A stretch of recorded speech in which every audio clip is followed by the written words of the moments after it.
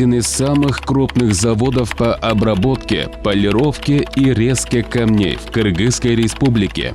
Ихлас-Стоун основан в 2019 году в Чуйской области. Завод по переработке находится на территории города Бишкек. Общая площадь завода составляет 38 тысяч квадратных метров. Завод работает в 2 смены, 24 часа и 7 дней в неделю. Ежемесячное производство более 10 тысяч квадратных метров. Завод полностью автоматизирован и успевает выполнять самые сложные и крупные заказы. Компания Ихлас-Стоун добывает и перерабатывает облицовочный камень, травертин, гранит, мрамор.